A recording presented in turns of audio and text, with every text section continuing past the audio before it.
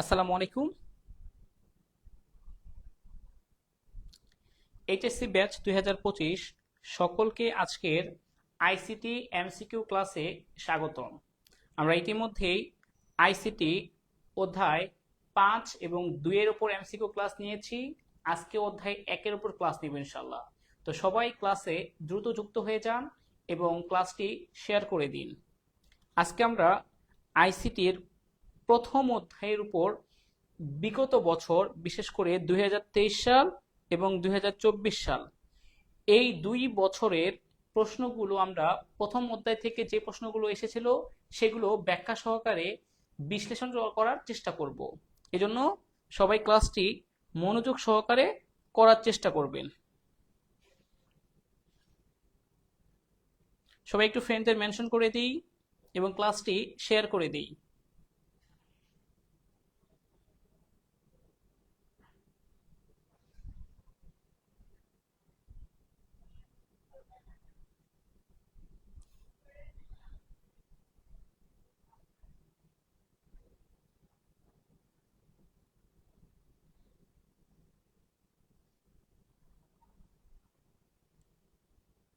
ওকে,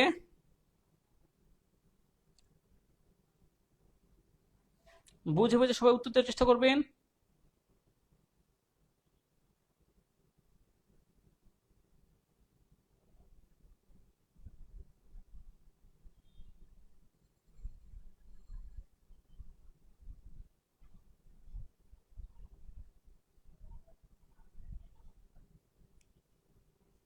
আচ্ছা,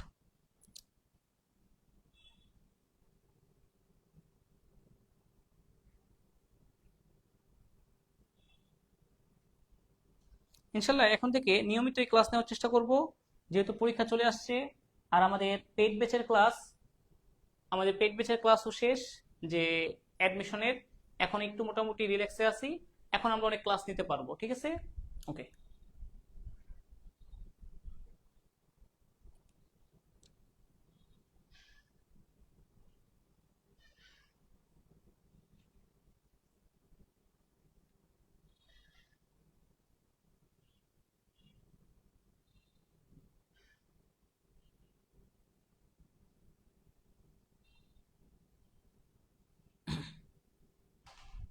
ওকে, যেহেতু আপনাদের জানেন যে এইচএসসি পরীক্ষা আইসিটি সাবজেক্টের পরীক্ষা 2024 সালে হয়েছিল, 2023 সালে হয়েছিল।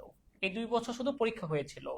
এছাড়া 22 সালে আইসিটি পরীক্ষা হয়নি, 21 সালে হয়নি, 20 সালে হয়নি, এবং তার আগে 19 সাল, 18 সাল, 17 সাল ওই সালের যে বই তার সাথে 2025 সালের বইয়ের অনেকটাই মিল নাই, অনেকটাই পরিবর্তন হয়ে গেছে। এই সালের প্রশ্নের সাথে এই বইগুলোর মিল থাকে না। এই জন্য আপনারা যদি একটু বুঝে দেখেন যে 2024 সালে কি প্রশ্ন আসছে, 2023 সালে কি প্রশ্নগুলো আসছে, এইগুলোকে যদি খুব ভালোভাবে বিশ্লেষণ করেন তাহলে দেখবেন যে সহজেই বুঝতে পারবেন যে বোর্ড বই আছেন আপনাদের যে বোর্ড বই আছে, আইসিটি বোর্ড বই, এখান থেকে হুবহু কমন আসে, হুবহু লাইন থেকে তুলে দেয়, হুবহু লাইন থেকে এমসিকিউ তুলে দেয়। এই জন্য সবার আগে বোর্ড বইটা ভালোভাবে রিডিং করা আপনাদের দায়িত্ব। তাহলেই দেখবেন একদম প্রশ্নগুলো লাইন বাই লাইন কমন পাবেন। ঠিক আছে, একটা উদ্দীপকের প্রথম লাইন শেষ লাইন সেখান থেকে, মানে অনুচ্ছেদের সেখান থেকে প্রশ্নগুলো বেশি করে থাকে। এই জন্য, ওয়ালাইকুম আসসালাম, এই জন্য বোর্ড বইটাকে অ্যানালাইসিস করাটা খুব বেশি জরুরি। তো সবাই একটু তাড়াতাড়ি যুক্ত হয়ে যায়।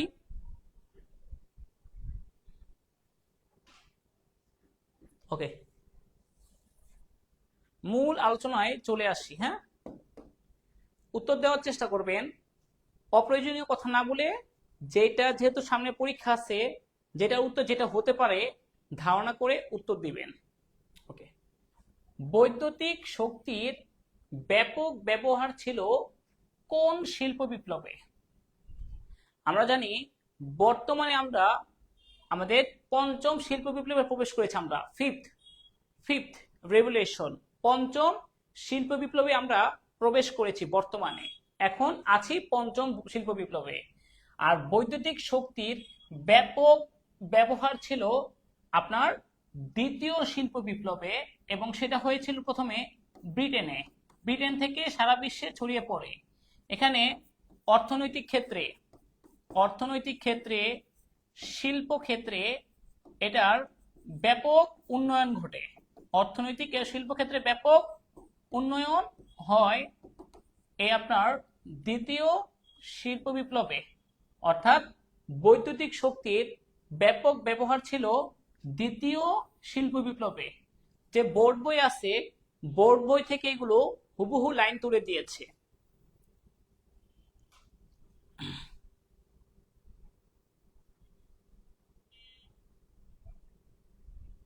এখন তো বোর্ড বই পড়ার টাইম নাই।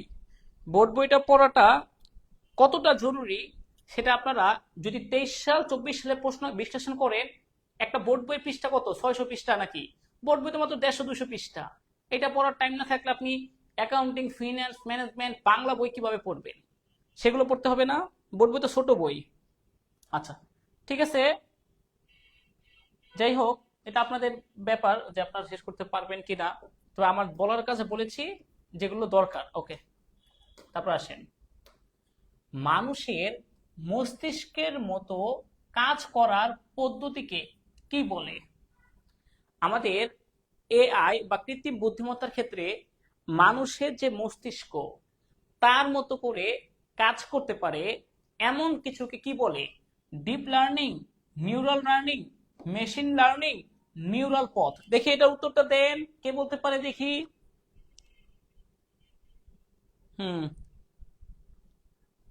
আমরা জানি যে নিউরাল যে নেটওয়ার্ক তার 3টি অংশ আছে। নিউরাল নেটওয়ার্কের 3টি অংশ থাকে। একটা হচ্ছে ইনপুট স্তর, একটা হচ্ছে লুকায়িত স্তর, লুকায়িত মানে হিডেন, একটা হচ্ছে আউটপুট স্তর। এই যে লুকায়িত স্তরে তারা ফাংশনের মতো কাজ করে, যা আপনি ইনপুট দিবেন সেটা লুকায়িত স্তরে তারা ফাংশন করে আউটপুটে আপনার ফলাফলটা প্রদর্শন করে। এই যে মানুষের মস্তিষ্ক ঠিক একইভাবে কাজ করে, আর এটার পদ্ধতিকে বলা হয় নিউরাল নেটওয়ার্ক। অর্থাৎ নিউরাল যে নেটওয়ার্ক সেটা হচ্ছে আমাদের মানুষের মস্তিষ্কের মতো কাজ করার পদ্ধতিকে বলা হয় নিউরাল নেটওয়ার্ক। মানুষের মস্তিষ্কের মতো কাজ করার যে আপনার একটা পদ্ধতি, মেথড, সেটাকে বলা হয় নিউরাল নেটওয়ার্ক। অরণ্য চৌধুরী, শাহরান, মিমি, মাইশা, রাকিব, ওকে, সবার উত্তরই সঠিক হয়েছে। এগুলো আপনারা মনে পড়ছেন, এই জন্য পারছেন। আচ্ছা, কৃত্রিম বুদ্ধিমত্তায় ব্যবহৃত হয় কোন প্রোগ্রামিং ভাষা? দেখে এটা কে বলতে পারেন? কৃত্রিম বুদ্ধিমত্তায় কোন প্রোগ্রামিং ভাষাটা ব্যবহার করা হয়? আমরা জানি কৃত্রিম বুদ্ধিমত্তায় ব্যবহার করা হয় হচ্ছে পাইথন, সি প্লাস প্লাসও, আবার সি ভাষাও ব্যবহার করা হয়। তারপরে হচ্ছে আমাদের জাভা ব্যবহার করা হয়। এরপরে হচ্ছে আমাদের পাইথন, জাভা, আর হচ্ছে এখান থেকে হচ্ছে প্রোলগ এটাও ব্যবহার করা হয়, মতলব ব্যবহার করা হয়। এগুলো হচ্ছে আমাদের এই কৃত্রিম বুদ্ধিমত্তায় ব্যবহার করা হয়। কৃত্রিম বুদ্ধিমত্তায় ব্যবহৃত ভাষাগুলোকে কি? Python, C plus plus, C, Java, Prolog, MATLAB, এই ভাষাগুলো ব্যবহার করা হয় হচ্ছে আমাদের কৃত্রিম বুদ্ধিমত্তায়। তাহলে কোবল, ওরাকল, HTML হবে না, হবে কি? প্রোলগ। এগুলো বোর্ড বই থেকে হুবহু লাইন আছে, বোর্ড বই থেকে প্রশ্ন করছে। হ্যাঁ, বোর্ড বইটা দেখবেন, কৃত্রিম বুদ্ধিমত্তায় লাইনটার প্রথমেই আছে এটা। ইয়েস, এটা উত্তর হবে কি?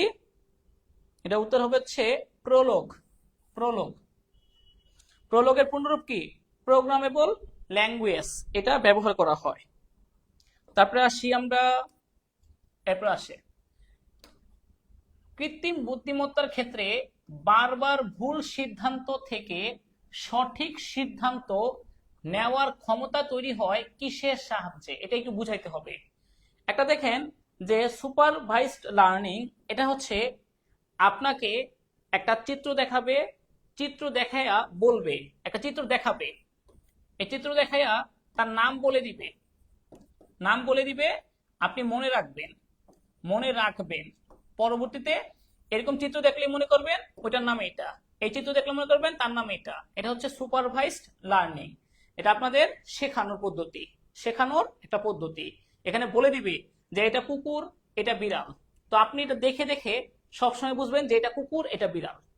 আর এটা হচ্ছে আমাদের আনসুপারভাইজড লার্নিং, এখানে আপনাকে বলে দিবে না কোনটা কিসের চিত্র, এটা আপনাকে দেখে বুঝতে হবে, আইডেন্টিফাই করতে হবে যে এটা হচ্ছে, এটা কুকুরের মতো, এটা চিত্র একটা, এটা চিত্র একটা, যে কুকুরের মতো কার মিল আছে, কুকুরের সাথে শিম্পাঞ্জি এরকম কার কার মিল থাকে, এগুলো আপনার খুঁজে বের করতে হবে নিজে থেকে।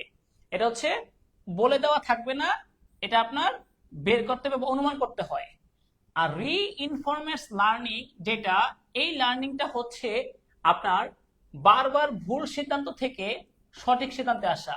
প্রথমে ভুল সিদ্ধান্ত নেবেন, সেখান থেকে সঠিক সিদ্ধান্তে নেওয়ার ক্ষমতা হচ্ছে আপনার রিইনফোর্সমেন্ট লার্নিং। ভুল থেকে সঠিক সিদ্ধান্ত নেওয়া, রিইনফরমেন্স লার্নিং বিষয়টা।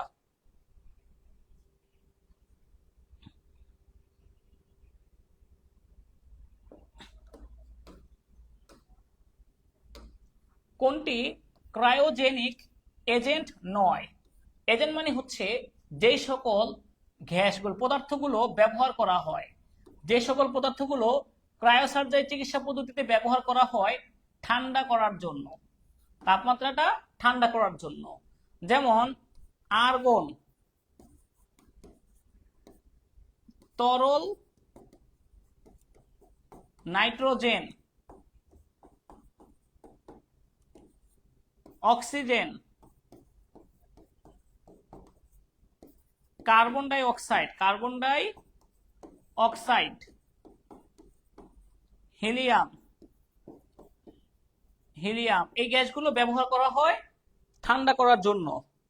তাহলে এখানে আপনার ব্যবহার করা হয় না কোনটা, তরল নাইট্রোজেন ব্যবহার করা হয়, আর্গন ব্যবহার করা হয়, তরল কার্বন ডাই অক্সাইড ব্যবহার করা হয়, কিন্তু ফসফরাস বা মিথেন ওইগুলো কিন্তু ব্যবহার করা হয় না, ফসফরাস ব্যবহার করা হয় না, মিথেন গ্যাস ব্যবহার করা হয় না, এগুলো খেয়াল রাখবেন। আর এই যে ক্রায়োজেনিক মানে হচ্ছে ক্রায়োসার্জারি চিকিৎসা পদ্ধতিতে তাপমাত্রাটাকে ঠান্ডা করার জন্য কোন গ্যাস ব্যবহার করা হয়, তাহলে এটা উত্তর কি হবে? এটা উত্তর হচ্ছে তরল ফসফরাস, এটা ব্যবহার করা হয় না, বাকিগুলো ব্যবহার করা হয়। আচ্ছা, এরপরে এই উত্তরটা একটু বলেন তো, তাহলে আপনারা ক্রায়োসার্জারিতে কোন গ্যাস ব্যবহৃত হয়, দেখে এটা কে বলতে পারেন, এটা কে বলতে পারেন দেখি একটু, 6 উত্তরটা দেখি কে বলতে পারেন।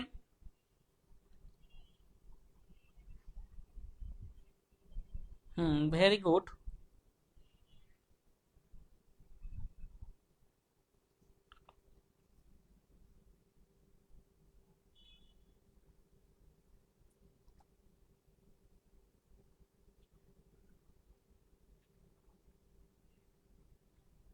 ওকে, এটা বললেন কি হাইড্রোজেন, 6 বি, 6 বি, সবাই বলতেছেন 6 হাইড্রোজেন। আচ্ছা, একটু আগে যে পড়াইছি তরল nitrogen, oxygen, argon, helium, carbon dioxide, তার মধ্যে কি আমি হাইড্রোজেনের কথা বলছি? হাইড্রোজেন ব্যবহার করা হয়? হয় না। অ্যামোনিয়া ব্যবহার করা হয়? হয় না। নিয়ন ব্যবহার করা হয়? হয় না। আর্গন নামে কোনো গ্যাস আছে? নাই। আসলে এখানে উত্তর এক্স্যাক্টলি নাই, তবে এটার বানানটা একটু মিস্টেক হয়ে গেছে, এটা হবে আর্গন। এটা কি হবে? আর্গন। ঠিক আছে, আর্গন না, এটার বানানটা হচ্ছে আর্গন, টাইপিং মিস্টেক হয়ে গেছে, আমি কারেকশন করে দিব আপনাদের যখন স্লাইড দিব। এই যে আর্গন বা আর্গন, এটা আর্গন যদি আমি ধরে নেই তাহলে এগুলো তো উত্তর ব্যবহার করা যায় না, এগুলো তো ব্যবহার করা হয় না। ফসফরাস, ফসফরাস এটাও ব্যবহার করা হয় না। সঠিক উত্তর তো উত্তর ছিল না, অ্যাকচুয়ালি উত্তর ছিল না। বানানটা সংশোধন করলে এটা হচ্ছে উত্তর নেওয়া যেতে পারে। ঠিক আছে, argon, helium, oxygen, carbon die oxide, তরল নাইট্রোজেন, এগুলো হচ্ছে আমাদের ক্রায়োসার্জারি চিকিৎসা পদ্ধতিতে ব্যবহৃত গ্যাস বা ক্রায়োজেনিক এজেন্ট। ঠিক আছে, ওকে, এখন বুঝতে পারছেন অনেকেই, আগে হয়তো অনেকেই ভুল করছেন, এখন বিষয়টা ক্লিয়ার হয়েছে। তারপরে আসেন পণ্যের ডিজাইন তৈরিতে কোনটি প্রয়োজন? একটা পণ্যের ডিজাইন করবেন, বর্তমান আসলে কম্পিউটার প্রযুক্তি যুক্ত, এখন ডিজাইন গুলো করা হয় কম্পিউটারের সাহায্যে, কম্পিউটার সাহায্যে ডিজাইন করা হয়, অর্থাৎ computer aided design, computer aided design, অর্থাৎ পণ্যের ডিজাইন তৈরিতে কোনটি প্রয়োজন? C A D, computer aided design. Yes, এটা অনেকে পেয়েছেন। সিএডি, অরণ্য, মাইশা, রাকিব, এনামুল। ওকে, আমি একটু কঠিন প্রশ্নে যাই, দেখি কয়জন উত্তর দিতে পারেন। ইউসুফ, সবাই উত্তর পারছেন এটা, কারণ এটা সহজ ছিল। এইটা দেখি কে উত্তর বলতে পারেন। বায়োমেট্রিক্স প্রযুক্তি ব্যবহৃত হয় কোথায়? বায়োমেট্রিক্স ব্যবহৃত হয়, এখন হচ্ছে বায়োমেট্রিক্স কাকে বলে? বায়োমেট্রিক্স হচ্ছে এমন একটা প্রযুক্তি যেখানে আপনার ধরেন কোনো ব্যক্তির শারীরিক কিংবা আচরণগত বৈশিষ্ট্যের উপর ভিত্তি করে তাকে অদ্বিতীয়ভাবে মানে স্বতন্ত্রভাবে শনাক্ত করা হয়, কোনো ব্যক্তিকে স্বতন্ত্রভাবে শনাক্ত করা হয়। এখানে শারীরিক বৈশিষ্ট্য আছে, আচরণগত বৈশিষ্ট্য আছে, এই দুইটা বৈশিষ্ট্যের মধ্যে যে কোনো একটার মাধ্যমে।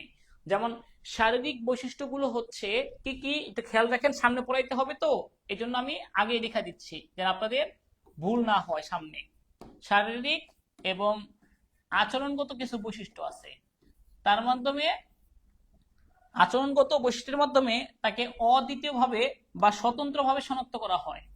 চলেন দেখি শারীরিক বৈশিষ্ট্যগুলো কি কি। যেমন হচ্ছে ডিএনএ, ফিঙ্গারপ্রিন্ট, সবচেয়ে ভালো হচ্ছে fingerprint, retina scan, retina scan, এরপরে হচ্ছে হ্যান্ড জিওমেট্রি, হ্যান্ড জিওমেট্রি, তারপরে হচ্ছে fingerprint, face recognition, face recognition, এগুলো হচ্ছে শারীরিক বৈশিষ্ট্য। আর আচরণগত বৈশিষ্ট্যগুলো হচ্ছে যেমন হচ্ছে সিগনেচার, সিগনেচার, কণ্ঠস্বর,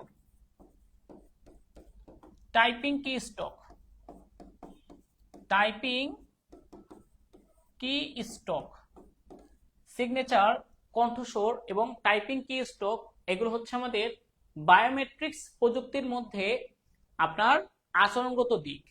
তাহলে এখানে কৃত্রিম বুদ্ধিমত্তায় এআই ব্যবহার করা হয়, যোগাযোগ ক্ষেত্রে তাও না, এটা হচ্ছে আপনাদের বিশ্বগ্রামের সাথে সম্পর্কিত, চিকিৎসা ক্ষেত্রে ক্রায়োসার্জারি, টেলিমেডিসিন বিষয়টা সম্পর্কিত। সুতরাং এটা উত্তর হচ্ছে একজন ব্যক্তিকে শনাক্তকরণের জন্য এই বায়োমেট্রিক্স প্রযুক্তি ব্যবহার হয়।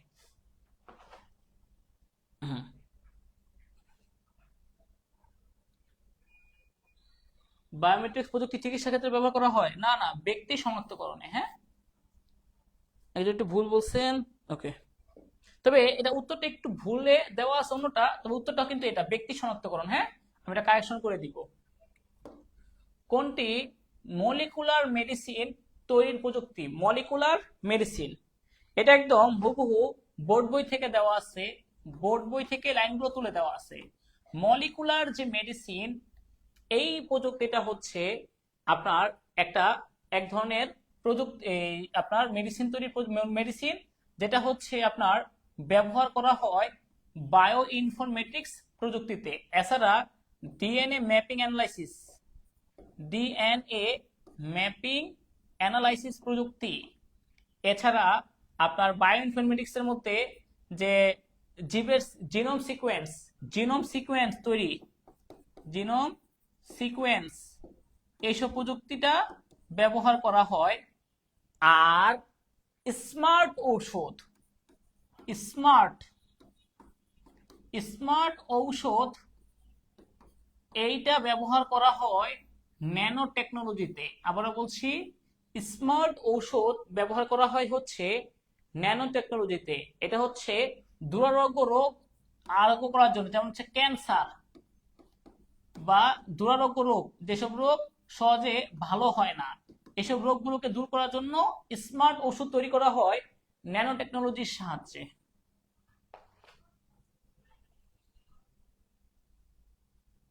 তাহলে এটার উত্তর কি হবে?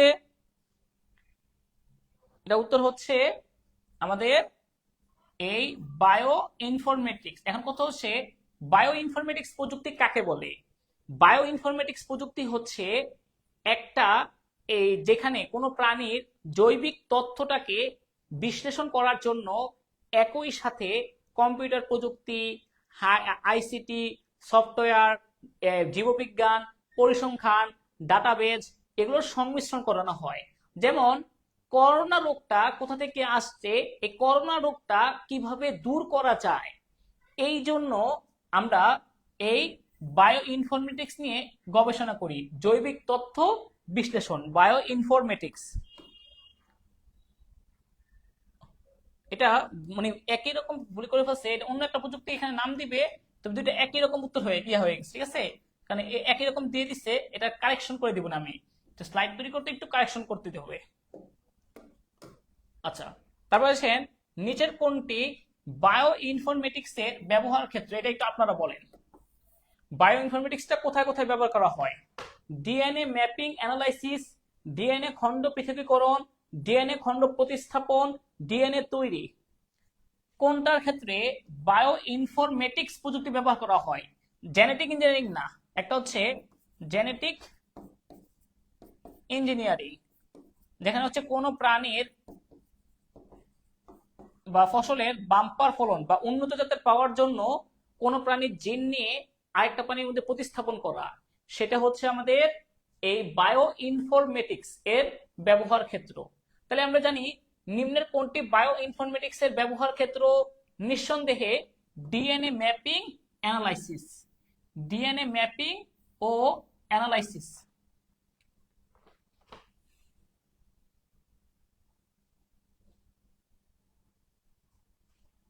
আচ্ছা, তো এটা উত্তর কি হবে? এটা হবে কি ডিএনএ ম্যাপিং ও অ্যানালাইসিস, এইটা ব্যবহার করা হয়। আর এগুলো হচ্ছে জেনেটিক ইঞ্জিনিয়ারিং এর কাজ। একটা প্রাণীর জিন নিয়ে আরেকটা প্রাণীর মধ্যে প্রতিস্থাপন করা হচ্ছে আমাদের এই জেনেটিক ইঞ্জিনিয়ারিং এর কাজ। জেনেটিক ইঞ্জিনিয়ারিং এর কাজ ডিএনএ ম্যাপিং, ডিএনএ খণ্ড পৃথকীকরণ, ডিএনএ খণ্ড প্রতিস্থাপন, ডিএনএ তৈরি করা। ওয়ালাইকুম আসসালাম। তারপর আসেন জীববিজ্ঞানের বিশাল পরিমাণ ডেটা সংগ্রহ, সংরক্ষণ, সঠিকভাবে প্রক্রিয়াকরণ, ব্যাখ্যার সাথে সংশ্লিষ্ট প্রযুক্তি কোনটি? জীববিজ্ঞানের বিশাল পরিমাণ ডেটা সংগ্রহ, সংরক্ষণ, সঠিকভাবে প্রক্রিয়াকরণ ও ব্যাখ্যার সাথে সংশ্লিষ্ট প্রযুক্তি কোনটি?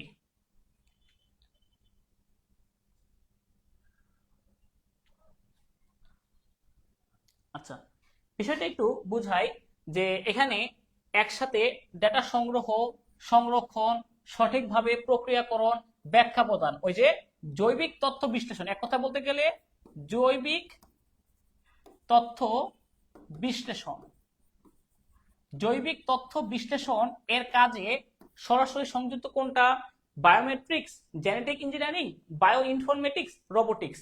নিঃসন্দেহে আপনার একাধিক প্রযুক্তির সমাহার জৈবিক তথ্য বিশ্লেষণ এর সাথে সম্পর্কিত হচ্ছে বায়ো ইনফরমেটিক্স প্রযুক্তি। কোন প্রযুক্তি? বায়ো ইনফরমেটিক্স প্রযুক্তি। এখানে জৈবিক তথ্য বিশ্লেষণ করার জন্য একসাথে একাধিক প্রযুক্তির সমাহার ঘটে। আচ্ছা, 11 সি, ভেরি গুড। জিএমও এর পূর্ণরূপ কি? জিএমও এর পূর্ণরূপ এটা হচ্ছে GMO, genetically modified organism. Genetically modern না মডিফাইড, মডিফাইড জেনারেল না, জেনেটিক্যালি, জেনেটিক্যালি মডিফাইড অর্গানাইজেশন না, জেনেটিক্যালি মডিফাইড অর্গানিজম। তাই এটা উত্তর কি হবে?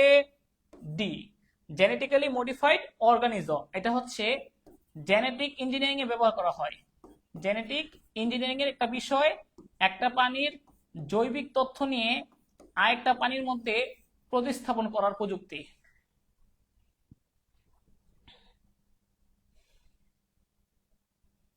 ওকে, এর উত্তর কি হবে? Genetically modified organism.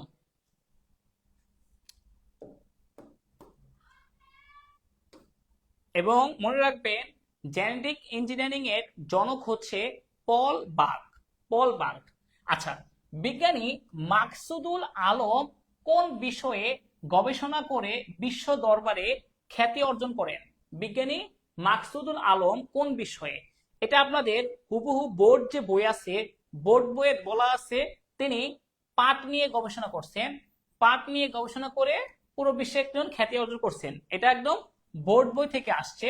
এজন্য আমি বলতেছি বারবার যে আপনারা বোর্ড বইটা সবার আগে পড়বেন। আপনাদের সবার আগে কাজ হচ্ছে বোর্ড বইটাকে সমাধান করা। আচ্ছা, এরপরে আসি আমরা তারপরের প্রশ্নটা। স্মার্ট ঔষধ তৈরিতে একটু আগে আমি বলছি যে মলিকুলার মেডিসিন সেটা কিন্তু বায়ো ইনফরমেটিক্স, তবে স্মার্ট ঔষধ তৈরিতে কোন প্রযুক্তিটা ব্যবহৃত হয়? স্মার্ট ঔষধ। তো স্মার্ট ঔষধ কাকে বলে একটু বুঝায় নি আপনাদের। স্মার্ট ঔষধ যেমন হচ্ছে আপনার যে দুরারোগ্য রোগ কারো হইলে, দুরারোগ্য যেগুলো সহজে ভালো হয় না, বা হচ্ছে যে ক্যান্সার, ক্যান্সার এগুলোতে ভালো হয় না, এইসব রোগের ক্ষেত্রে আপনার ওষুধ তৈরি করার জন্য ব্যবহৃত প্রযুক্তিটা হচ্ছে ন্যানো টেকনোলজি। তো ন্যানো টেকনোলজি কাকে বলে? আপনার একটা পদার্থের কার্যক্ষমতা বা দক্ষতা বৃদ্ধি করার জন্য তাকে একবারে ক্ষুদ্র পর্যায়ে নামিয়ে এনে গবেষণা করা হচ্ছে এই ন্যানো টেকনোলজি। একেবারে কত ছোট করা হয়? 10⁻⁹ 100 কোটি ভাগের 1 ভাগ এত ছোট করা হয় এই ন্যানো টেকনোলজি প্রযুক্তিতে। সাধারণত আপনার যে চিকিৎসা ক্ষেত্রে এই স্মার্ট ঔষধ তৈরিতে, আবার হচ্ছে টেনিস বলের স্থায়িত্ব বৃদ্ধিতে, তারপরে দেখা যায় আপনার যে জীবাণু আপনার দেখা যাচ্ছে অনেক প্রাণঘাতী অস্ত্র, এগুলো নেতিবাচক দিকের মধ্যে আছে, প্রাণঘাতী অস্ত্র তৈরি করা হয় ন্যানো টেকনোলজির সাহায্যে। এছাড়া চিপসের প্যাকেট, খাদ্যজাত দ্রব্য যে সংরক্ষণ, আপনার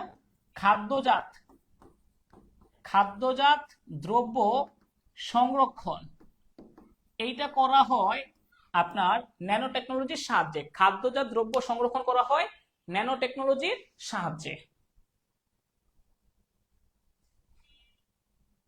এগুলো একদম ভালো করে বুঝাই দিচ্ছি যেন পরীক্ষা হলে মনে থাকে বিষয়গুলো।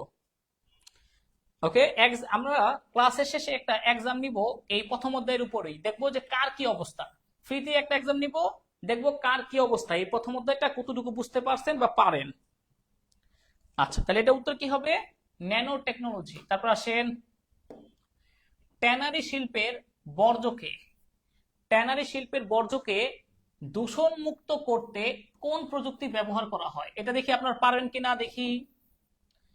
ট্যানারি শিল্পের বর্জ্যকে দূষণ মুক্ত করতে কোন প্রযুক্তি ব্যবহার করা হয়? এটা একেবারে বোর্ড বই আছে না, সেই বোর্ড বই থেকে হুবহু লাইন তুলে দিচ্ছে। বোর্ড বই এগুলো হুবহু লাইন আছে। ন্যানো টেকনোলজি পার্টে দেখবেন একদম বলা আছে ট্যানারি শিল্পের বর্জ্যকে বা আপনার প্রসাধনী সামগ্রীতে, এই যে সানস্ক্রিন আছে না, সানস্ক্রিন এবং ময়শ্চারাইজার এগুলোর জন্য প্রসাধনী সামগ্রীতে এই ন্যানো টেকনোলজি প্রযুক্তি ব্যবহার করা হয়। কোন প্রযুক্তি? ন্যানো টেকনোলজি প্রযুক্তি ব্যবহার করা হয়।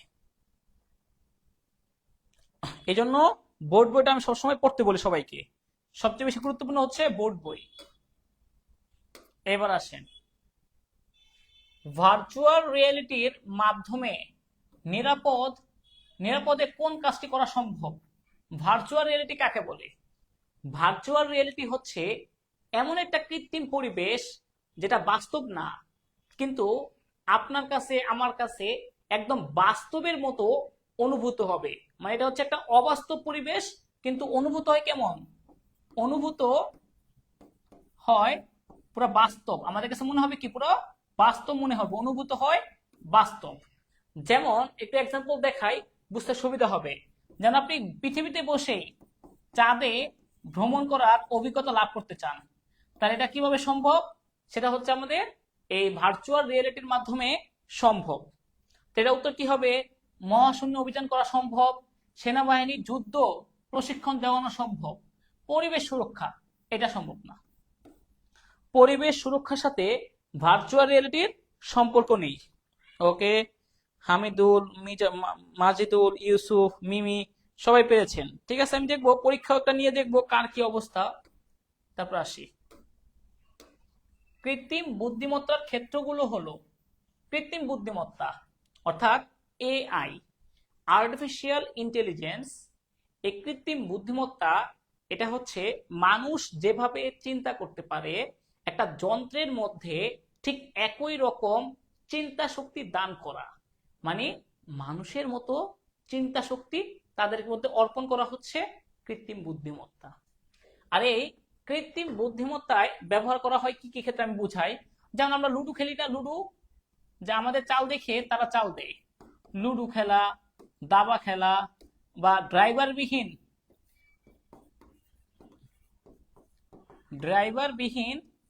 গাড়ি চালানো, কোনো ড্রাইভার থাকবে না, ড্রাইভার ছাড়া গাড়ি চালানো, সেটা হচ্ছে আমাদের এই কৃত্রিম বুদ্ধিমত্তার ক্ষেত্র।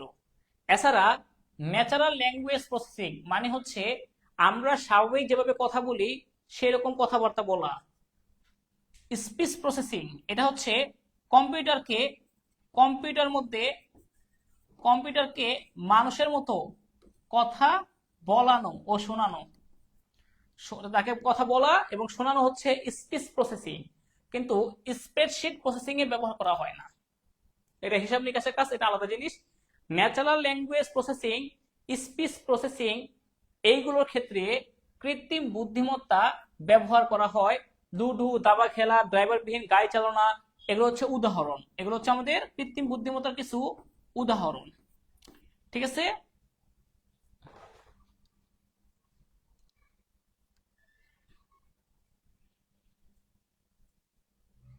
এটা উত্তর কি হবে?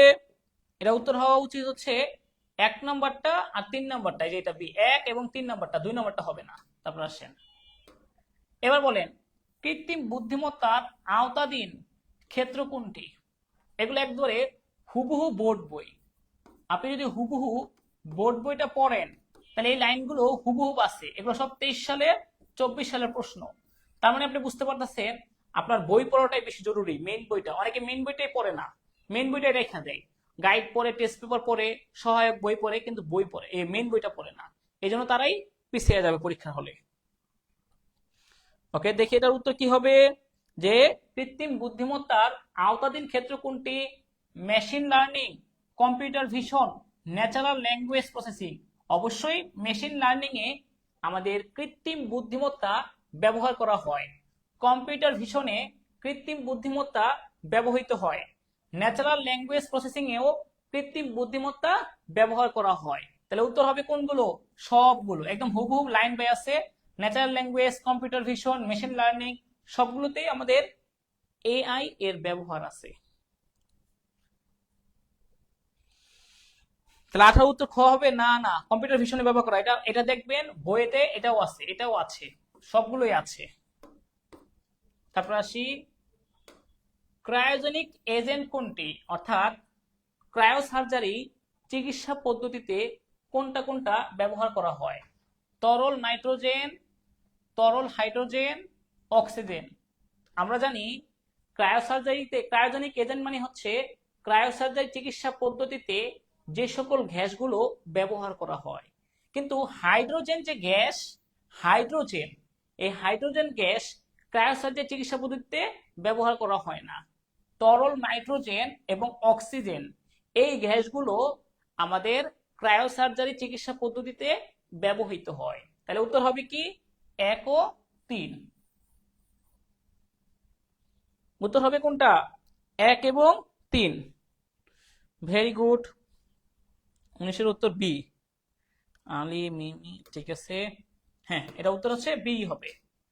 এরপর এটা বলেন, ইউনিক আইডেন্টিটি তৈরি মানে হচ্ছে আপনি সবার থেকে আলাদা। আপনি পৃথিবীর সবার থেকে একজন স্বতন্ত্র ব্যক্তি। স্বতন্ত্র মানে আপনার সাথে কারো মিল থাকবে না। এই স্বতন্ত্রতা তৈরি করা হয় কিভাবে? তৈরিতে ফিঙ্গারপ্রিন্ট মেশিনে আঙুলের ছাপ তৈরি হয় কিভাবে? আঙুলের রেখার বিন্যাসের উপর ভিত্তি করে, আমাদের যে আঙুলের রেখা আছে না, এই রেখার উপর বিন্যাসের উপর ভিত্তি করে, ত্বকের টিস্যুর উপর ভিত্তি করে, তাও সত্য। এবং ত্বকের নিচের রক্ত সঞ্চালনের শিরার উপর ভিত্তি করে, তাও সত্য। এটা কোথায় আছে? একদম বোর্ড বই। বোর্ড বইয়ের হুবহু লাইন, হুবহু লাইন আছে, এরকম 3টা লাইন, এই 3টা লাইনের কথাই বলা আছে বোর্ড বই। ঠিক আছে। এটা এই যে আমাদের আঙুলের যে রেখাটা আছে না, আঙুলের রেখাটা, তার মাঝে এই যে আঙুলের রেখাটা ধরলাম, এই রেখার মাঝে যে স্পেস গুলো আছে না, স্পেস গুলো, এই স্পেস গুলো, এগুলোর মাধ্যমে যাচাই করা হয় কতটুকু স্পেস গুলো, দূরত্ব কতটুকু, তারপর হচ্ছে শিরা, এই বিষয়গুলো দেখা হয়। যে আঙুলের রেখার বিন্যাসের উপর, ত্বকের টিস্যুর উপর ভিত্তি করে, ত্বকের নিচে রক্ত সঞ্চালনের উপর, শিরার উপর ভিত্তি করে। তো উত্তর হচ্ছে এটার সবগুলোই হবে। এটা সবগুলোই আমাদের ব্যবহার করা হয় এই আঙুলের ছাপ তৈরি করা যায় বায়োমেট্রিক্স প্রযুক্তিটায়। উত্তরটা কি হবে?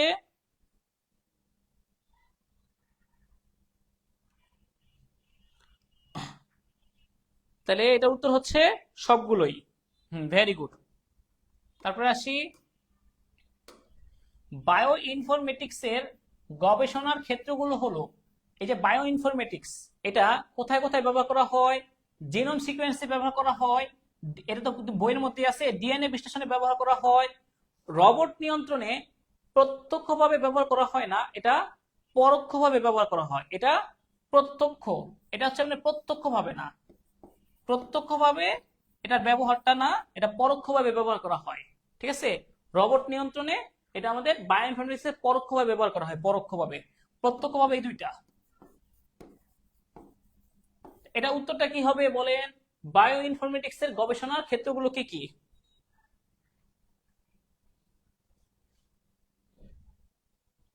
ওকে, মিমি, আলী, এনামুল করিম, সামিয়া, রাকিব, ইয়েস। এটা উত্তর হবে কি? এটা উত্তর হবে হচ্ছে এ, কারণ এই দুইটাই ব্যবহার করা হয়, জিনোম সিকোয়েন্স, ডিএনএ বিশ্লেষণ। আর রোবট যে নিয়ন্ত্রণ, এটা মতো হচ্ছে রোবটের নকশা, গঠন, আকার আকৃতি নিয়ে গবেষণা করা হয় হচ্ছে রোবোটিক্স। এটা হচ্ছে রোবোটিক্স প্রযুক্তিতে বা রোবোটিক্সে রোবটের নকশা, গঠন, আকার আকৃতি নিয়ে গবেষণা করা হয় সেগুলো। ঠিক আছে। তো এটা উত্তর হবে কি? এ। তো এটা উত্তরটা একটু মিসিং হয়েছে, এটাও আমি ঠিক করে দিব। এটা উত্তর হবে এ। তারপরে আসেন, জেনেটিক ইঞ্জিনিয়ারিং এর ব্যবহৃত হয় কোথায়? এটাও বলেন। জেনেটিক ইঞ্জিনিয়ারিং এটা কোথায় কোথায় ব্যবহৃত হয়? ডিএনএ এর সাজসজ্জা পরিবর্তনে, মানে একটা প্রাণীর জিন নিয়ে আরেক প্রাণীর মধ্যে প্রতিস্থাপন করা, বা এই আম গাছের জিন নিয়ে আরেকটা আম গাছে প্রতিস্থাপন করবেন, তাতে এই গাছের আম যেমন বড় হয়, অন্য গাছের আমটাও বড় হবে। আবার ফসলের বাম্পার ফলন, সিলভার কার্প, কার্প জাতীয় মাছগুলোর দ্রুত বর্ধন করতে গেলে জেনেটিক ইঞ্জিনিয়ারিং এর ব্যবহার করা হয়। তার মানে ডিএনএ এর সজ্জা পরিবর্তনে ব্যবহার করা হয়। বংশগতির ধারা অনুসন্ধানে ব্যবহার করা হয়। বংশগতির ধারা অনুসন্ধানে এই জেনেটিক ইঞ্জিনিয়ারিং ব্যবহৃত হয়।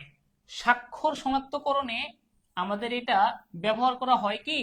না, স্বাক্ষর শনাক্তকরণে ব্যবহার করা হয় হচ্ছে বায়োমেট্রিক্স। এটা বায়োমেট্রিক্স প্রযুক্তিতে ব্যবহার করা হয়। বায়োমেট্রিক্স প্রযুক্তিতে ব্যবহার করা হয় হচ্ছে জেনেটিক এই স্বাক্ষর শনাক্তকরণ। তাহলে এই দুটার উত্তর হবে ক এবং এই ক 1 এবং 2। তাহলে উত্তরটা হবে কি? এই যে এটা এ। বুঝতেছেন তো উত্তরটা? উত্তরটা কিভাবে হচ্ছে? ওকে, আচ্ছা। তারপরে আসি, তারপরে আসেন ন্যানো প্রযুক্তির মাধ্যমে কোনটি কোনটি সম্ভব? বৃহৎ স্কেলে পণ্য উৎপাদন। ওকে, বৃহৎ একদম আমরা জানি কি দুইটা পদ্ধতির মাধ্যমে ছোট থেকে বড়, আবার একটা হচ্ছে ক্ষুদ্র ও সূক্ষ্ম ও ছোট উৎপাদনে ক্ষুদ্র থেকে বড় করা যায়, এটা দুইটা প্রযুক্তি আছে। আচ্ছা, তারপরে হচ্ছে বর্জ্য পরিষ্কারকরণ, বর্জ্য পরিষ্কারকরণ করণ, হ্যাঁ বর্জ্য পরিষ্কারকরণে এটা ব্যবহার করা হয়। আচ্ছা, ন্যানো প্রযুক্তির মাধ্যমে আমাদের বৃহৎ স্কেলে পণ্য উৎপাদন করা যায়, ক্ষুদ্র স্কেলে পণ্য উৎপাদন করা যায় এবং বর্জ্য পরিষ্কারকরণ সব কাজই করা যায়, এটা সবগুলোই করা যায়। এছাড়াও ন্যানো প্রযুক্তির সাহায্যে খাদ্যদ্রব্যের মান সংরক্ষণ, তারপরে এই ন্যানো টেকনোলজির সাহায্যে স্মার্ট ঔষধ তৈরি করা যায়। এই ন্যানো টেকনোলজির সাহায্যে চিকিৎসা ক্ষেত্রের অনেক উন্নত আধুনিক যন্ত্রপাতি তৈরি করা যায়। ন্যানো টেকনোলজির সাহায্যে প্রসাধনী সামগ্রী যেমন সানস্ক্রিন, ময়েশ্চারাইজার তৈরি করতে ব্যবহার করা হয়। এই ন্যানো টেকনোলজির সাহায্যে আপনার দেখা যাচ্ছে যে বর্তমানে যে নেতিবাচক ভাবে ব্যবহার করা হয় অনেক ধরনের বোমা, তারপর হচ্ছে হাইড্রোজেন জাতীয় বোমাগুলো, যেগুলো হচ্ছে আমাদের পারমাণবিক বোমাগুলো, এই অস্ত্রগুলো তৈরি করে ক্ষতি সাধন করে মানুষের। তারপরে আসেন চিকিৎসা ক্ষেত্রে ন্যানো টেকনোলজির ব্যবহার হতে পারে কোথায় কোথায়? চিকিৎসা ক্ষেত্রে ন্যানো টেকনোলজি ব্যবহার কোথায় কোথায় হতে পারে? আমাদের ন্যানো টেকনোলজিতে ব্যবহার করা হয় এনজিওগ্রামে, এন্ডোস্কোপিতে আর কলোনোস্কোপিতে, কিন্তু এক্স রে, এই এক্স রের কথা ন্যানো টেকনোলজি চিকিৎসা পদ্ধতিতে বলা হয়নি, এক্স রে কথা বলা নাই। এন্ডোস্কোপি এবং কলোনোস্কোপি এই দুইটাই ব্যবহার করা হয়। সুতরাং উত্তর হবে কি 1 ও 3। ক্লিয়ার?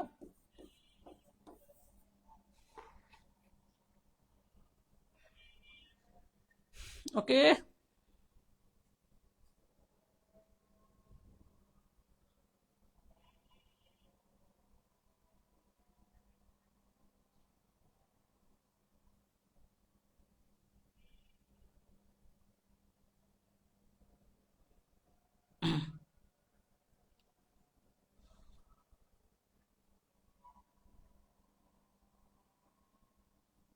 তারপর উদ্দীপকটা দেখেন, বর্তমান সময়ে পণ্যের গুণগত মান রক্ষা, যেমন চিপসের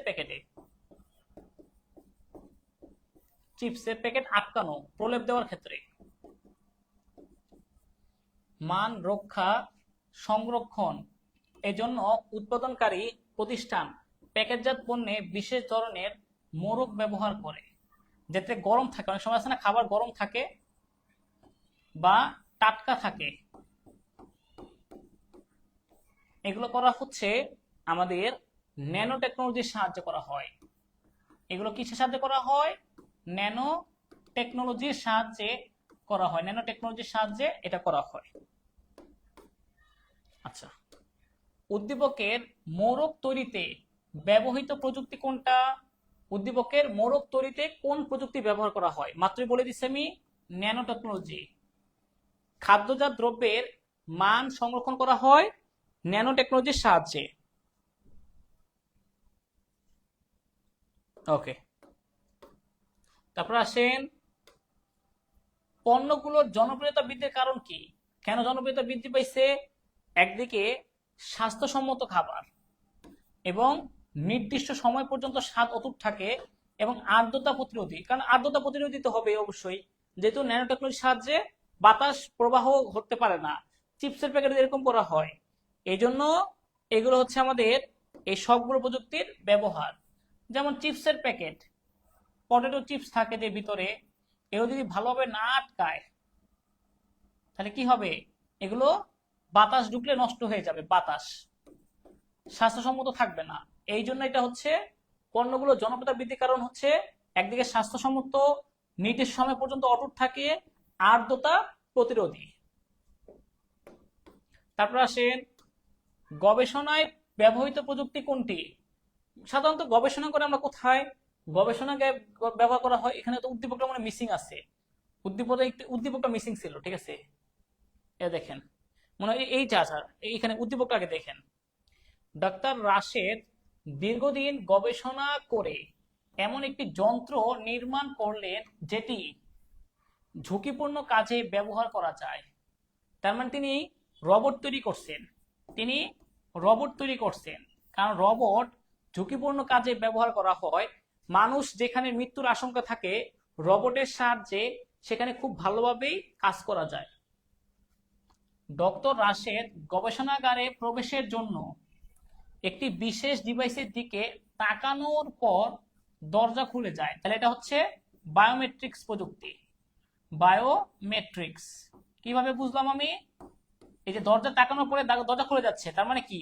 রেটিনা স্ক্যান আছে, রেটিনা স্ক্যান বা ফেস রিকগনিশন আছে। এটা হচ্ছে আমাদের কিসের সাথে সম্পর্কিত? বায়োমেট্রিক্স প্রযুক্তির সাথে সম্পর্কিত।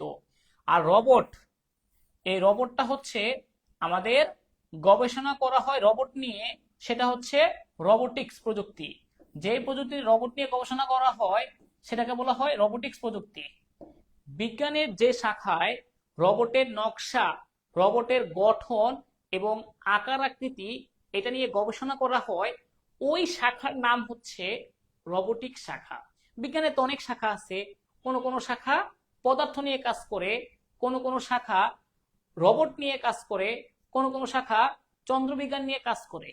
তাহলে আমরা এটা বলতে পারবো কোনটা? এটা উত্তরটা বলেন। তাই গবেষণায় প্রযুক্তি, ব্যবহৃত প্রযুক্তি কোনটা?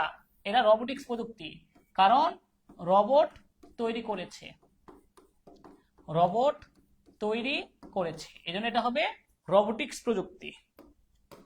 তারপর আসেন ওকে গবেষণায় দেখেন, গবেষণাগারে প্রবেশের প্রযুক্তিটি ব্যবহৃত হয়ে থাকে। ওই যে গবেষণাগারের প্রযুক্তি কি? সেটা হচ্ছে বায়োমেট্রিক্স প্রযুক্তি, বায়োমেট্রিক্স। তা গবেষণাগারে প্রবেশের প্রযুক্তিটি হয়ে থাকে কি? পাসপোর্টে ব্যবহার করা হয়ে থাকে, ভোটার নিবন্ধনে ব্যবহার করা থাকে, এবার হচ্ছে আমাদের যে ইয়া থাকে না, পাসপোর্ট, পাসপোর্টে ব্যবহার করা হয়ে থাকে। আবার হচ্ছে যে আমাদের এই যে সিম ক্রয় করবো আমরা, সিম সিম ক্রয় করার ক্ষেত্রে ব্যবহার করা হয়ে থাকে। তারপর হচ্ছে আমাদের ই কমার্স, ভিসা কার্ড, কার্ডে এইসব ক্ষেত্রে ব্যবহার করা হয়ে থাকে। কিন্তু জন্ম নিবন্ধনের কথা বইয়ে বলা নাই, এটার কথা বইয়ে বলা নাই যে জন্ম নিবন্ধনে ব্যবহার করা হয় কিনা, এটা বাদ। বায়োমেট্রিক প্রযুক্তি পাসপোর্টে, ভোটার নিবন্ধনে ব্যবহার করা হয়, সিম ক্রয় ব্যবহার করা হয়, নিরাপত্তায় ব্যবহার করা হয়, নিরাপত্তায় বেশি ব্যবহার করা হয়। যে আমি অন্য কাউকে এখানে প্রবেশ করতে দিব না, সেই ক্ষেত্রে নিরাপত্তার ক্ষেত্রে আপনার এই বায়োমেট্রিক্স প্রযুক্তিটা ব্যবহার করা হয়।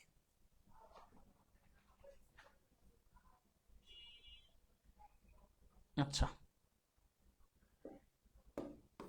তারপর আসেন উদ্দীপকের ডিভাইসটি কোন প্রযুক্তির সাথে সম্পর্কিত? ডিভাইসটিটা কি সে সাথে? আচ্ছা, উদ্দীপকটি এটা দেখেন,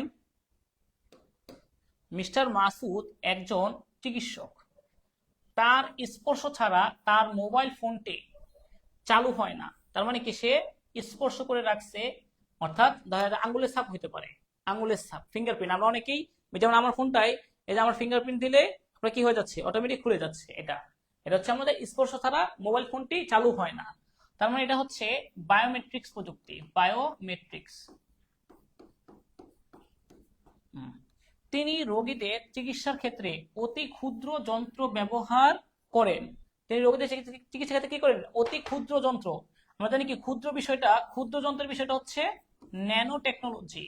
ন্যানো টেকনোলজি অর্থাৎ একদম ক্ষুদ্র পর্যায়ে নামিয়ে এনে গবেষণা করা হয়, পদার্থ নিয়ে ক্ষুদ্র পর্যায়ে নামিয়ে এনে গবেষণা করা হয় ন্যানো টেকনোলজিতে।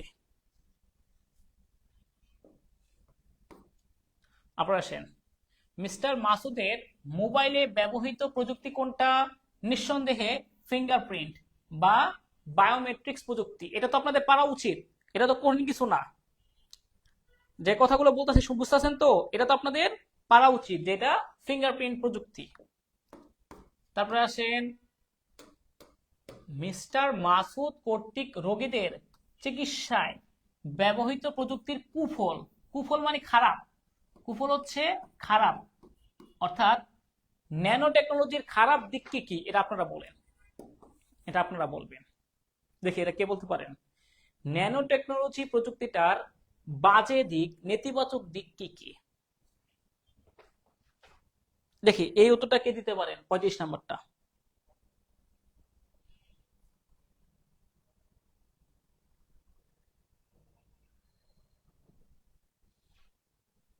দেখি,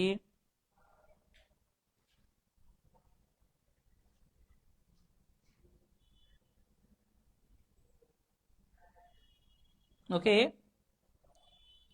35 ডি তিনটাই। একজন বলছে মাইশা ইসলাম তিনটাই হয়। স্মার্ট ড্রাগ তৈরি করা হয়।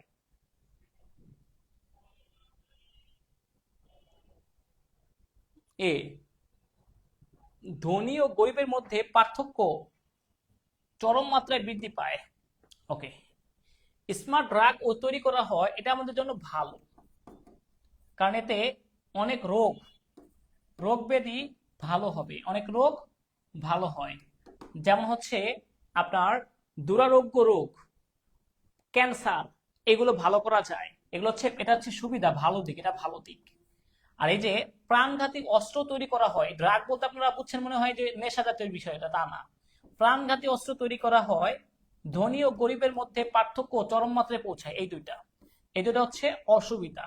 এটার অসুবিধা হচ্ছে, একদিকে প্রাণঘাতী অস্ত্র তৈরি করা হয়, ধনী গরিবের মধ্যে পার্থক্য চরম মাত্রায় বৃদ্ধি পায়। বলবেন স্যার এগুলো কোথায় পাইছেন?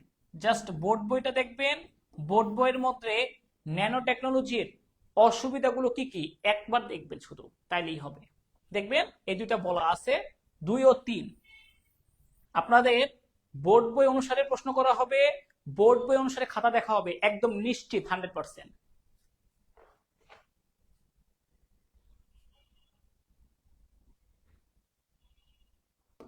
এটা সাইড ইফেক্ট বা নেতিবাচক দিক।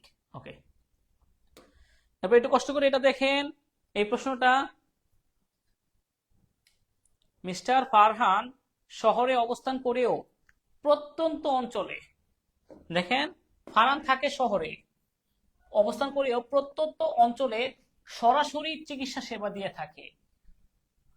তিনি তার বন্ধুর আঁচিলের অপারেশন নিম্ন তাপমাত্রা প্রয়োগ করে, নিম্ন তাপমাত্রা, আচ্ছা, চিকিৎসা করেন। আমি একটু বলি, ধরেন অনেক সময় দেখেন না এটিএন নিউজে, এটিএন বাংলায় বা বিভিন্ন টিভি চ্যানেলে দেখা যায় কি, বিশেষজ্ঞ ডাক্তার বসে থাকেন, বিশেষজ্ঞ ডাক্তার, তারা বসে বিভিন্ন কথা বলেন, এবং তাদের মধ্যে মাঝে মাঝে লাইভ চলাকালীন সময় বিভিন্ন মানুষে কল করে, কল করে তারা তাদের রোগের কথা বলে, যে আমাদের এই রোগটা আছে, এটা হচ্ছে, এই সমস্যা হচ্ছে, আমরা কি করতে পারি। পরে ডাক্তাররা সেখানে তাদেরকে পরামর্শ দেন, যে আপনারা এই রোগটা হইতে পারে, আপনার সম্ভবত আপনি এইভাবে চিকিৎসা নেন, এই ট্রিটমেন্ট করেন, এই কাজগুলো করেন। এইগুলো হচ্ছে আপনার টেলিমেডিসিন। এটাকে বলা হয় কি, টেলিমেডিসিন। তার মানে টেলিমেডিসিন বিষয়টা হচ্ছে দূরবর্তী স্থানে বসে চিকিৎসা সেবা নেওয়া। যেমন মোবাইলের মাধ্যমে আপনি আছেন শহরে, এই যে আপনি আছেন শহরে, আপনি গ্রামের প্রত্যন্ত অঞ্চলের মানুষকে চিকিৎসা সেবা দিবেন কিসের মাধ্যমে? ভিডিও কলের মাধ্যমে হতে পারে, অডিও কলের মাধ্যমে হতে পারে, বা দেখা যাচ্ছে দূরবর্তী স্থানে বসে চিকিৎসা সেবা নেওয়া হচ্ছে টেলিমেডিসিন। আবারও বলছি, দূরবর্তী, টেলি মানে হচ্ছে দূরবর্তী, মেডিসিন মানে হচ্ছে চিকিৎসা সেবা নেওয়ার বিষয়টা। তা দূরবর্তী স্থানে বসে অনলাইনে ভিডিও কলের মাধ্যমে চিকিৎসা সেবা নেওয়া হচ্ছে টেলিমেডিসিন। আর নিম্ন তাপমাত্রায় চিকিৎসা পদ্ধতি হচ্ছে ক্রায়োসার্জারি। অত্যন্ত নিম্ন তাপমাত্রায় শরীরে রোগাক্রান্ত কোষ বা টিস্যুগুলোকে ধ্বংস করা হয় হচ্ছে ক্রায়োসার্জারি চিকিৎসা পদ্ধতিতে। নিম্ন তাপমাত্রার চিকিৎসা পদ্ধতি হচ্ছে ক্রায়োসার্জারি। নিম্ন তাপমাত্রা চিকিৎসা পদ্ধতি বা রক্তপাতহীন, কাটাছেঁড়াহীন শীতলীকরণ চিকিৎসা পদ্ধতি ক্রায়োসার্জারি। তারপরে আসেন একে, প্রত্যন্ত অঞ্চলে চিকিৎসা দেওয়ার প্রক্রিয়াটি কি কি? এটা হচ্ছে ভিডিও কনফারেন্সিং এর মাধ্যমে করা হয় টেলিমেডিসিন, দূরবর্তী স্থানে বসে চিকিৎসা সেবা নেওয়া, ইমেলের সাথে সম্পর্কিত নাই। Is it clear? তাহলে আমি পরেরটাই যাব, এটা বুঝতে পারছেন কিনা জানান।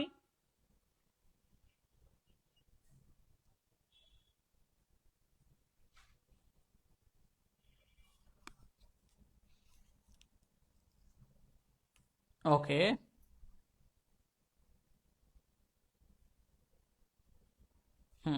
এটা হবে এটা ভিডিও কনফারেন্সিং টেলিমেডিসিন।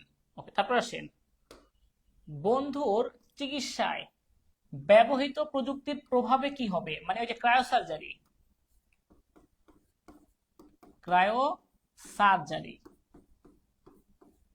চিকিৎসা পদ্ধতিতে কি কি সুবিধা পাওয়া যায় বলেন তো দেখি।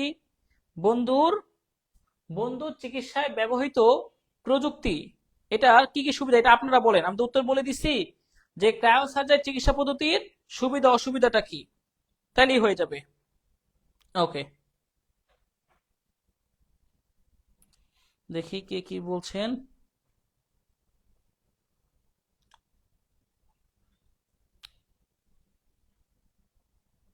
আচ্ছা,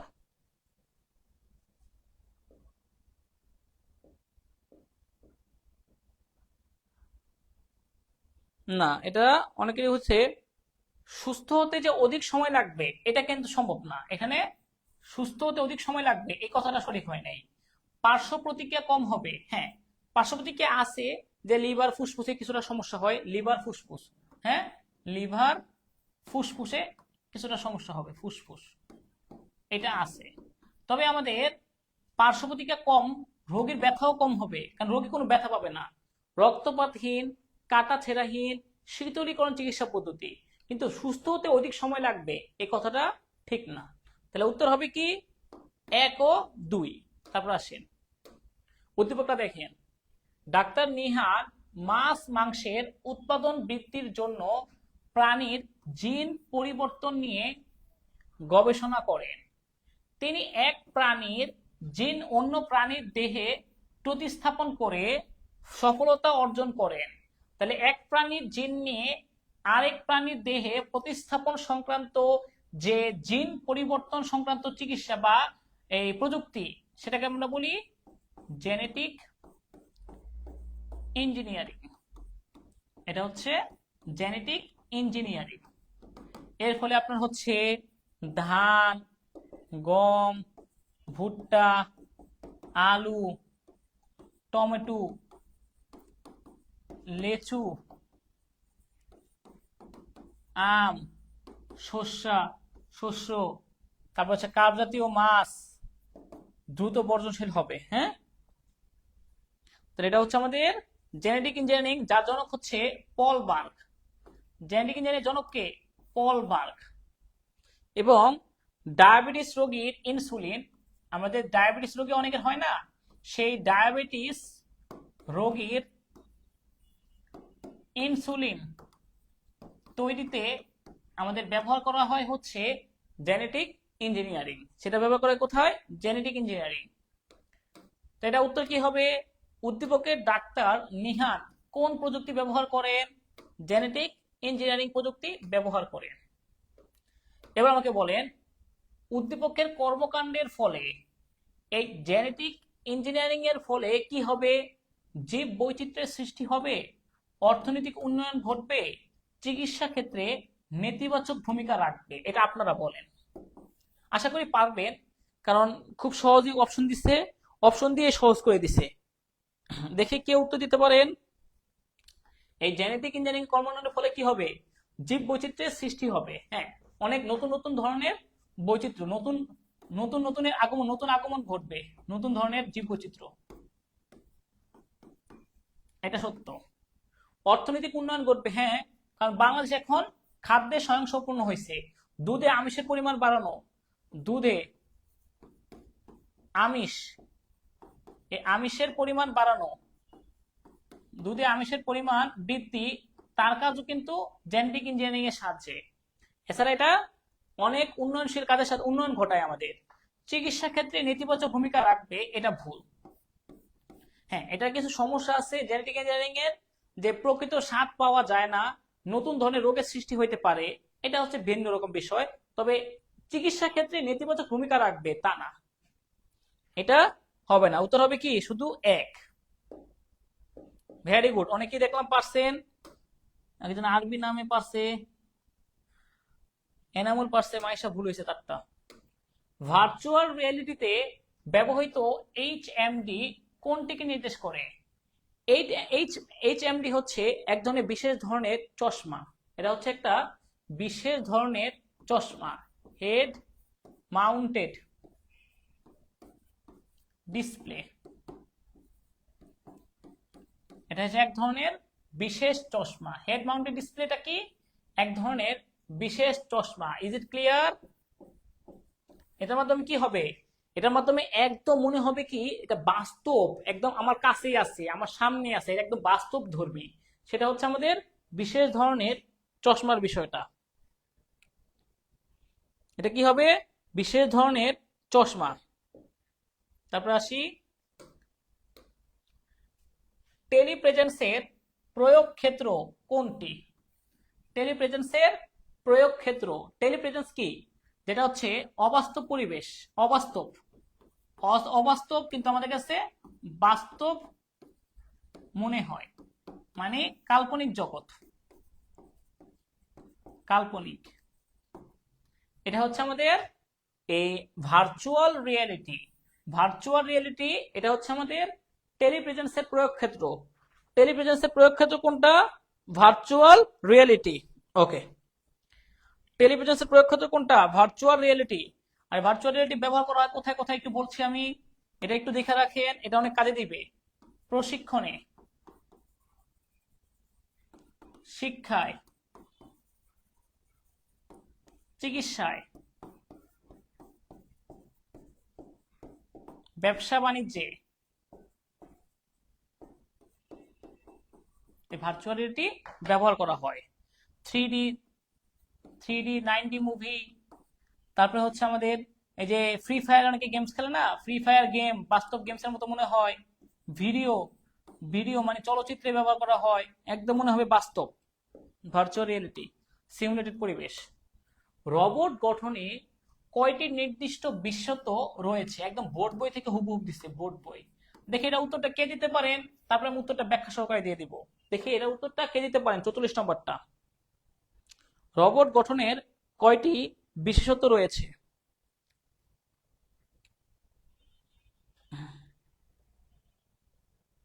ওকে, হুম, বি। 44 বলছে, একজন বলছে বি। আচ্ছা,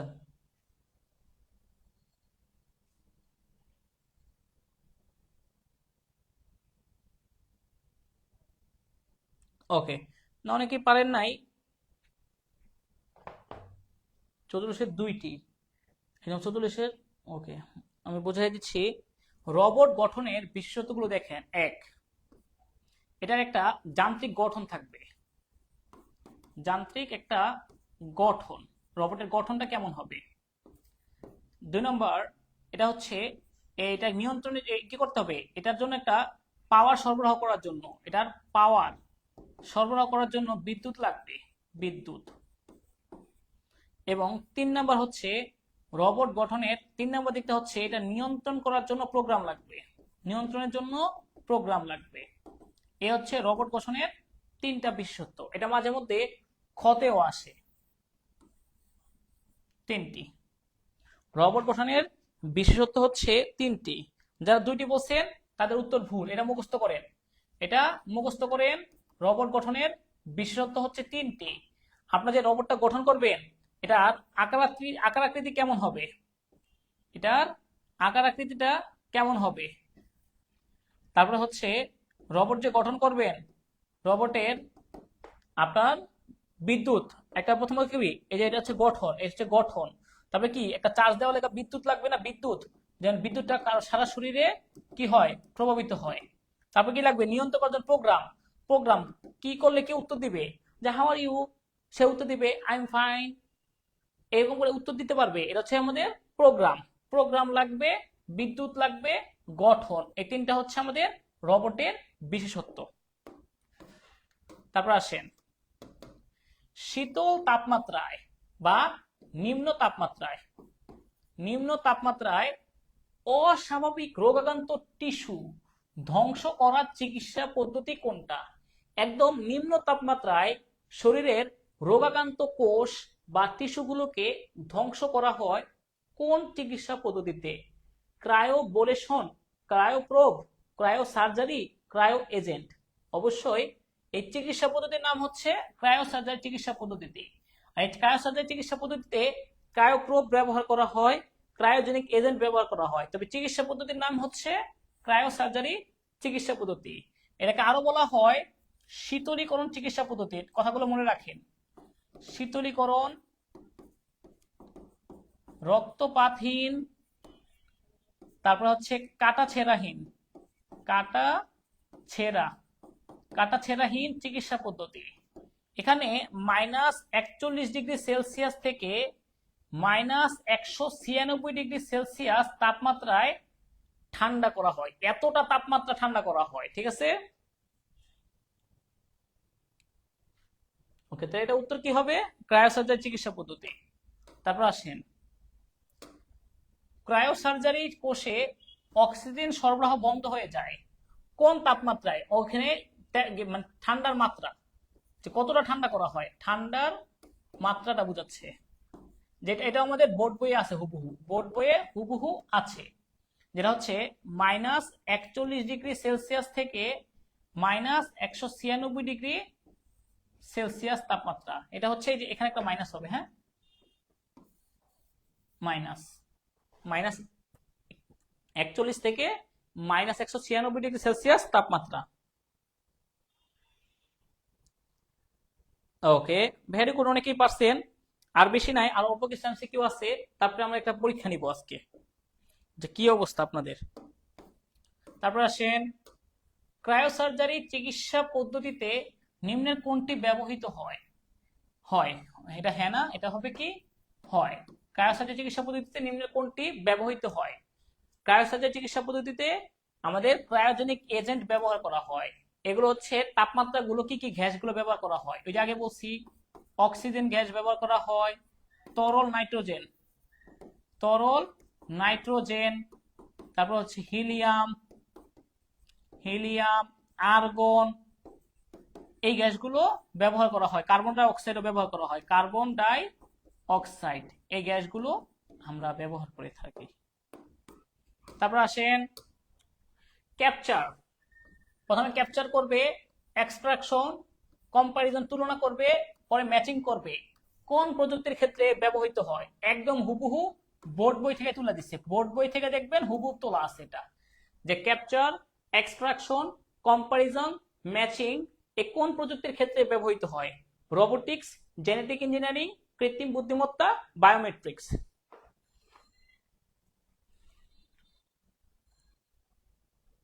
এটা কোনটা হবে? এটা ক্যাপচার, এক্সট্রাকশন, যেমন হচ্ছে আমাদের ফিঙ্গারপ্রিন্টের কথাই বলেন, এটার সাথে বায়োমেট্রিক্স প্রযুক্তির সম্পর্ক, যেটা ব্যবহার করা হয় বেশি নিরাপত্তায়, ঠিক আছে, নিরাপত্তায় বেশি ব্যবহার করা হয়।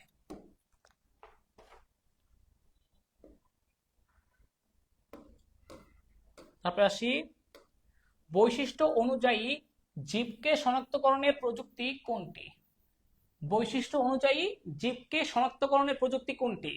যে আপনি যে আমার থেকে আলাদা, একজন মানুষ আরেকজন থেকে যে আলাদা, সেটাকে শনাক্ত করা যায়, মানে অদ্বিতীয়ভাবে ব্যক্তি শনাক্তকরণ বলা যায়। অদ্বিতীয়ভাবে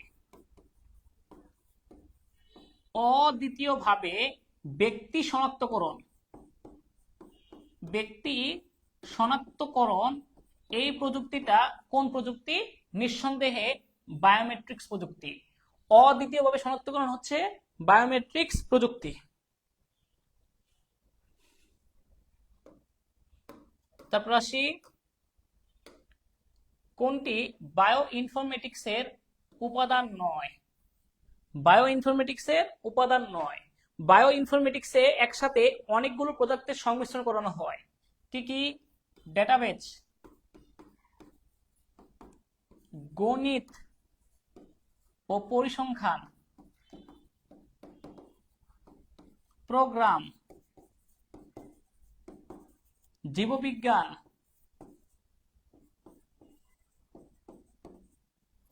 তারপর হচ্ছে গণিত, ডেটাবেস, আইসিটি, পরিসংখ্যান, পরিসংখ্যান তো বলাই আছে আগে, মানে একাধিক প্রযুক্তির ব্যবহার একসাথে করা হয় কোন প্রাণীর জৈবিক তথ্য বিশ্লেষণ করার জন্য।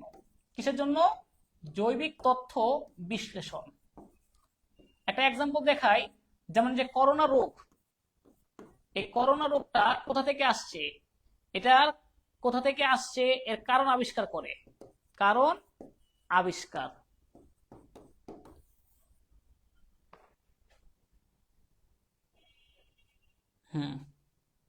তাহলে উত্তর কি হবে? তাহলে এখানে কোনটা ব্যবহার করা হয় না? এটা রসায়নটা ব্যবহার করা হয় না, রসায়নটা নেই। যারা রসায়ন ছাড়া অন্য উত্তর দিচ্ছেন হয় নাই।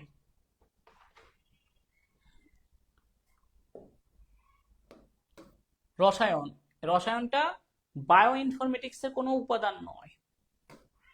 তারপর আসেন প্রোটিনের সিকোয়েন্স, এটা আগেই বলছি, প্রোটিনের সিকোয়েন্স তৈরির নতুন কোন সিকোয়েন্স তৈরির প্রযুক্তি হচ্ছে আমাদের প্রোটিনের সিকোয়েন্স তৈরির প্রযুক্তি। এখানে তো নাই, তাহলে এখানে যদি আমাদের একটাই প্রোটিনের সিকোয়েন্স তৈরির প্রযুক্তি, তা আমাদের হচ্ছে জেনেটিক ইঞ্জিনিয়ারিং। এটা একটু মিস্টেক হয়ে গেছে, হ্যাঁ এটা একটু মিস্টেক হয়ে গেছে, এটা ভুল হয়েছে, এমসিকিউটা বাদ। ঠিক আছে, আমি আবার বলছি যে এমসিকিউটা হবে না।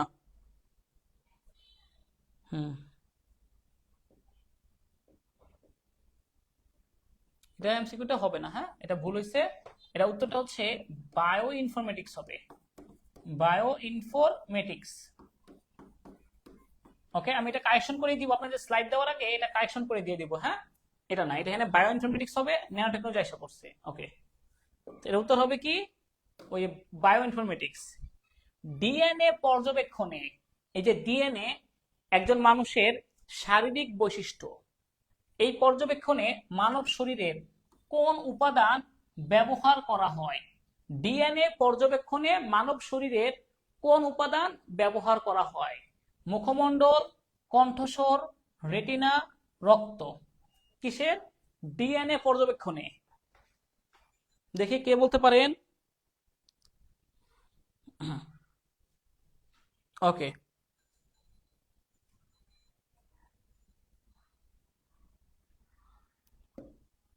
কি কি আমি বলি? রক্ত, চুল, আমাদের আঙুলের নখ, নখ আছে না, নখ, রক্ত, চুল, আমাদের আঙুলের নখ, এরপর হচ্ছে আমাদের অনেক সময় যে মানুষের যেন ইয়া হয়ে গেলে মুখের লালা, এগুলো দিয়েও বের করা যায়। এগুলো দিয়ে হচ্ছে আমাদের কি করা যায়, তার মানে কি মানে ডিএনএটা বের করা যায়, এগুলো দিয়ে ডিএনএ বের করা যায়। ডিএনএ, মুখমণ্ডল না, কণ্ঠস্বর না, রেটিনা স্ক্যানর না, এটা হবে কি রক্ত। রক্ত, চুল, নখ, মুখের লালা, এগুলোর সাহায্যে। তারপর আসেন ন্যানো পার্টিকেলের আকৃতি কত, এইটা দেখি কে বলতে পারেন। ন্যানো পার্টিকেল হচ্ছে অনেক ক্ষুদ্র একটা জিনিস, এটার আকৃতিটা হচ্ছে 1 থেকে শুরু, তবে বলেন তো কত ন্যানোমিটার পর্যন্ত, কত ন্যানোমিটার? এখানে উত্তরটা ভুল আছে, এই জন্য আমি বলছি 1 থেকে কত ন্যানোমিটার ন্যানো পার্টিকেলের আকৃতি। হুম,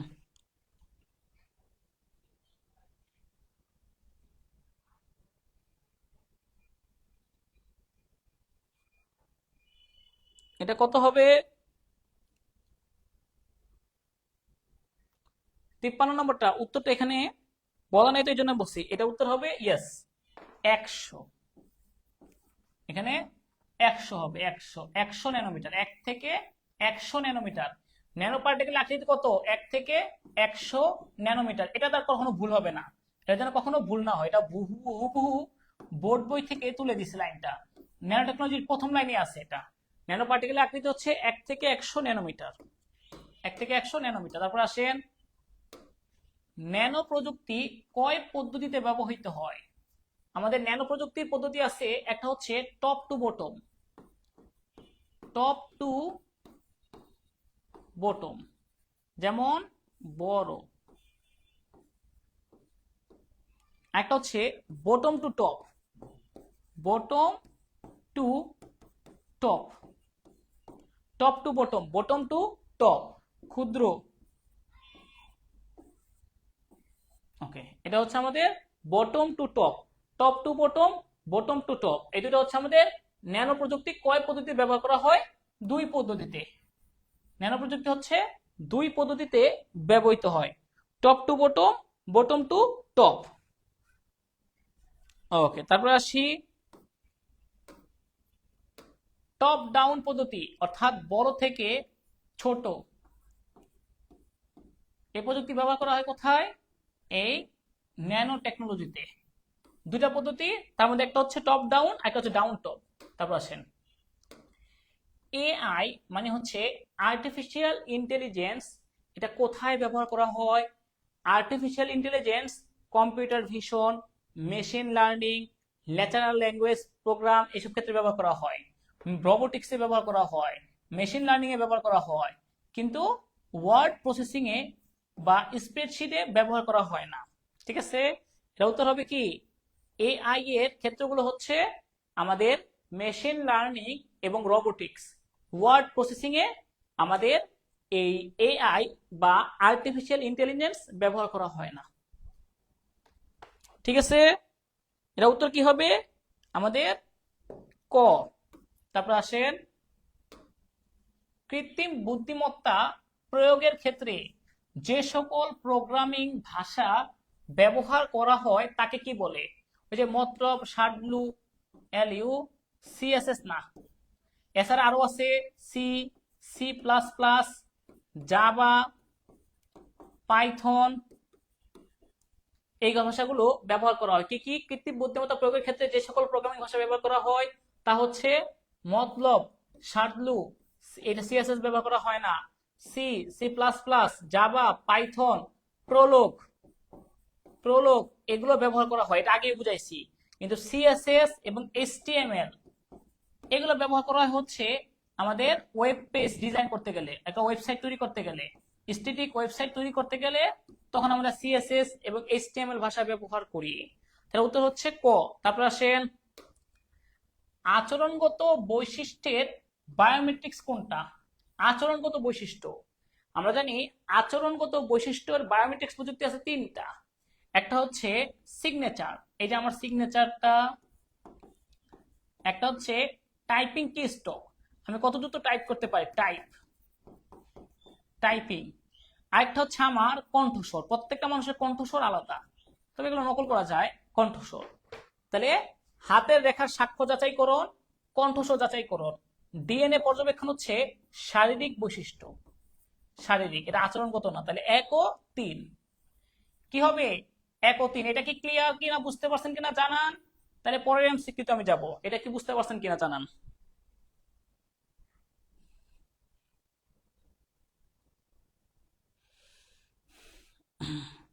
ওকে, ভেরি গুড।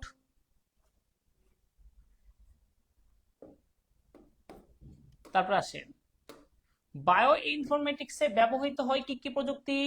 ডিএনএ ম্যাপিং, জিন ফাইন্ডিং গবেষণায়। এখন বলেন তো মেশিন লার্নিং এ এই বায়ো ইনফরমেটিক্স প্রযুক্তিটা কি ব্যবহার করা হয় কিনা? মেশিন লার্নিং এ এটা আমাদের বায়ো ইনফরমেটিক্সে মেশিন লার্নিং এ ব্যবহার করা হয়, এটা এআই এ ব্যবহার করা হয়, এআই আর্টিফিশিয়াল ইন্টেলিজেন্সে এআই এ ব্যবহার করা হয়, machine learning, computer vision, speech, তারপর হচ্ছে স্পিচ বিষয় অ্যানালাইসিস, এগুলোর সাথে ব্যবহার করা হয়। কিন্তু আমাদের এই বায়ো ইনফরমেটিক্সে ব্যবহার করা হয় হচ্ছে ডিএনএ ম্যাপিং, জিন ফাইন্ডিং। তারপর আসেন রায়হানার প্রশিক্ষণ। আচ্ছা, প্রশিক্ষণ প্রযুক্তিতে কোনটা ব্যবহার করা হয়? প্রশিক্ষণ পদ্ধতিতে ভার্চুয়াল রিয়েলিটি ব্যবহার করা হয়, আমরা জানি প্রশিক্ষণ পদ্ধতিতে। তারপর আসেন, ওকে এটা তো আপনারা দেখেন নাই এই জন্য বুঝতে পারছেন। আর এই ভার্চুয়াল রিয়েলিটিতে কি কি ব্যবহার করা হয়? কম্পিউটার সিমুলেশন, কোথাও সিমুলেশন দেখলেই, কোথাও যদি দেখেন সিমুলেশন বিষয়, সিমুলেশন থাকলেই সেটা হচ্ছে ভার্চুয়াল রিয়েলিটি সিমুলেশন। বা 3D কথা বলা থাকলো, বা কোথাও 9D এর কথা বলা থাকলো, সেটা হচ্ছে আমাদের এই ভার্চুয়াল রিয়েলিটি, 3D ইমেজ, ত্রিমাত্রিক ইমেজ। কিন্তু অ্যাকচুয়েটর ব্যবহার করা হয় রোবোটিক্সে, রোবটে অ্যাকচুয়েটর ব্যবহার করা হয়। রোবটের কোথায়? পেশিতে, পেশিতে ব্যবহার করা হয়। যে হাতের পেশি আছে না, হাতের পেশি, কবজি, পায়ের পেশিতে আমরা এই অ্যাকচুয়েটর ব্যবহার করি রোবটের ক্ষেত্রে, অ্যাকচুয়েটর। তাহলে উত্তর হচ্ছে কি? এটা রোবটে ব্যবহার করা হয়, তাহলে এটা বাদ। তাহলে আমাদের এই ভার্চুয়াল রিয়েলিটি ব্যবহার করা হয় কম্পিউটার সিমুলেশন প্রয়োগের ক্ষেত্রে, ত্রিমাত্রিক ইমেজে উত্তর হবে এই ক। উত্তর কি হবে? উত্তর হবে আমাদের ক নাম্বারটা। ক্লিয়ার? ওকে, তারপরে আসি আমরা